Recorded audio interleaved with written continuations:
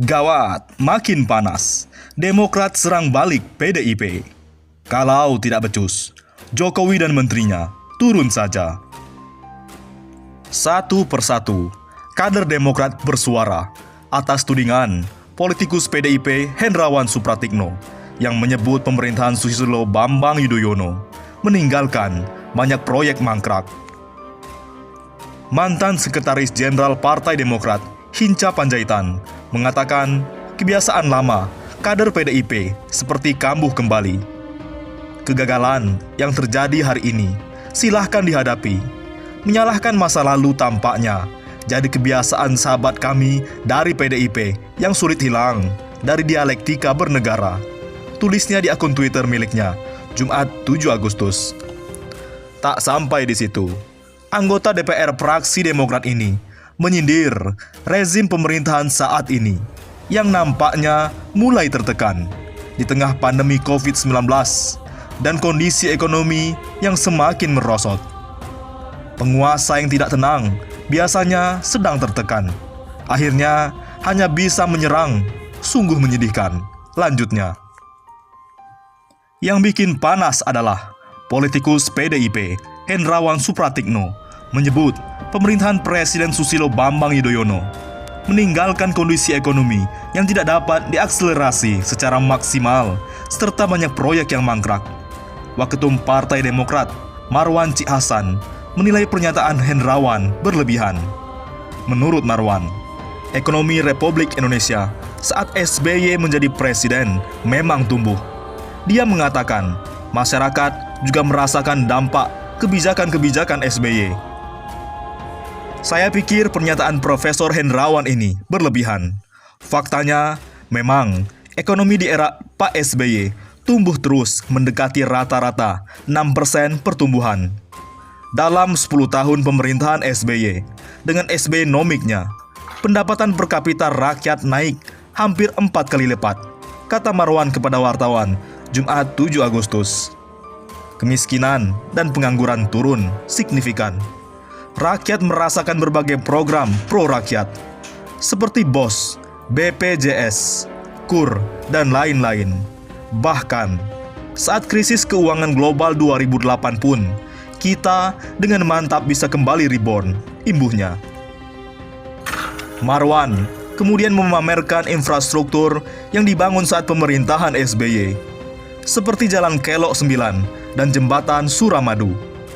Sekretaris fraksi PD DPR RI itu menegaskan, pembangunan infrastruktur pemerintahan SBY dilakukan mengedepankan skala prioritas. Dan kalau bicara infrastruktur, sangat banyak pembangunannya, mulai dari Jalan Kelok 9 di Sumatera, Tol Bali Mandara di Bali, Bandara di Mataram, dan lain-lain. Termasuk juga menyelesaikan Jembatan Suramadu, terang Marwan. Terlalu banyak untuk saya uraikan, dan itu semua dikelola dengan penuh keseimbangan, sehingga APBN kita tidak terbebani oleh infrastruktur, disesuaikan dengan skala prioritas, sambung dia. Salah satu proyek yang mangkrak era pemerintahan SBY adalah pembangunan Wisma Atlet di Hambalang, Bogor, Jawa Barat. Marwan menuturkan, proyek di Hambalang itu tidak diteruskan karena bersinggungan dengan kasus hukum. Proyek Hambalang ini kan konteks terkait penegakan hukum dan bukti Demokrat patuh dan taat pada hukum, tutur Marwan. Oleh karena itu, peringatan keras untuk Jokowi. Jokowi, jangan basa-basi terus. Ganti saja menteri yang tidak jelas. Keluhan demi keluhan dari Presiden Joko Widodo soal minimnya serapan anggaran penanganan COVID-19 kepada para menteri tidak akan mengubah sesuatu apabila tidak melakukan tindakan apapun. Begitu kata Direktur Eksekutif Indonesia Political Review (IPR) Ujang Komarudin saat berbincang kepada kantor berita politik Ermol sesaat lalu, Jumat 7 Agustus. Tiap rapat, Presiden selalu mengingatkan menterinya, tapi tak ada perubahan, kata Ujang Komarudin. Menurut pengamat politik dari Universitas Al-Azhar Indonesia ini, Jika Presiden serius ingin membantu rakyat terdampak COVID-19 agar serapan anggarannya maksimal, maka sudah sepatutnya melakukan reshuffle kabinet seperti yang pernah dilontarkan kepada negara. Jadi ganti saja menteri yang tak jelas kinerjanya. Jangan basa-basi terus. Rakyat butuh pemimpin yang memiliki terobosan dan problem solving, pungkasnya. Tidak sampai di situ, peringatan untuk Presiden. Jokowi kok mempertanyakan manfaat infrastruktur yang telah dibangunnya sendiri. Jangan sampai hanya menyindir-nyindir Presiden SBY. Presiden Joko Widodo semestinya tidak mempertanyakan apa yang telah dilakukannya, yang kerap membanggakan pembangunan infrastruktur selama menjabat. Begitu kata dosen komunikasi Universitas Telkom, Deddy Kurniansyah, menanggapi pernyataan Presiden Jokowi yang keheranan dengan hasil kerjanya sendiri. Kok bisa heran? Terlihat benar, Presiden hanya ingin kabar baik. Tentu disayangkan, karena semakin sering menyudutkan pihak lain selain diri Presiden sendiri, ujar Deddy Kurniansyah kepada kantor berita politik Ermol, Jumat 7 Agustus. Hal itu, lanjut Deddy, karena Presiden mencari sesuatu untuk disalahkan atas pertumbuhan ekonomi penerbangan di kuartal 2 2020 yang anjlok cukup dalam berdasarkan data yang dirilis pada Pusat Statistik BPS, di mana sektor yang turun paling besar adalah angkutan udara dan kontraksi sebesar 80,23%. Semestinya ini menjadi acuan evaluasi. Ada kesalahan besar dalam tata kelola pemerintahan. Presiden seharusnya melihat itu dan berhenti mencari dalih untuk pembelaan, kata Deddy. Apalagi, Presiden Jokowi kerap kali membanggakan capaiannya dalam sektor infrastruktur. Namun saat ini, Presiden Jokowi malah mempertanyakan apa yang sudah dilakukannya sendiri. Faktanya, semua bandara yang dibangun periode presiden sebelumnya dan diresmikan Jokowi selalu dibanggakan. Untuk itu, dalam kondisi sulit semestinya tidak ada upaya mempertanyakan apa yang sudah dibangun, pungkas Deddy. Tak sampai di situ, kembali dikritik keras. Beredar bocoran, surat mengungkap instruksi DPP PDIP kepada kadernya untuk mengikuti proses rekrutmen Koordinator Program Keluarga Harapan PKH.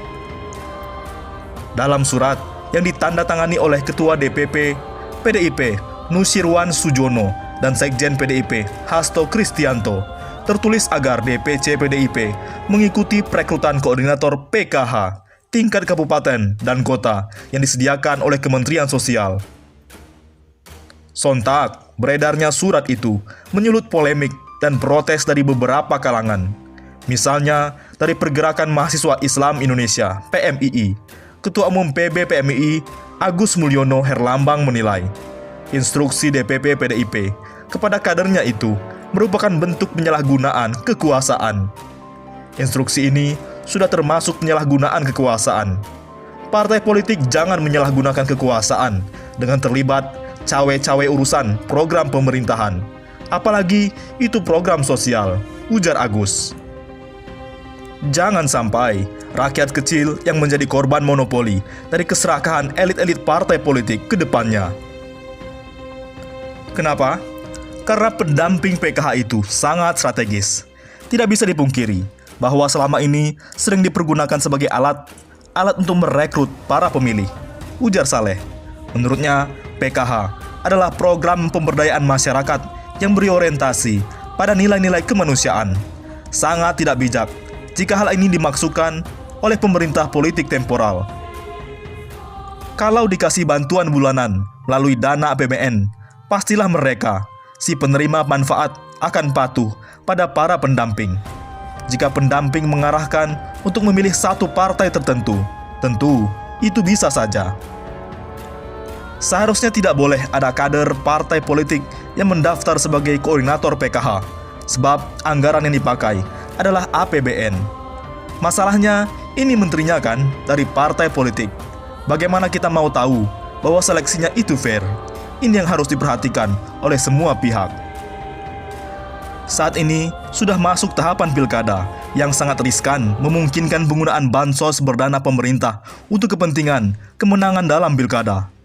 PDIP sebagai partai utama pendukung pemerintah sebaiknya tak mengeluarkan instruksi tersebut, serta menghindari kebijakan yang berpotensi abuse of power.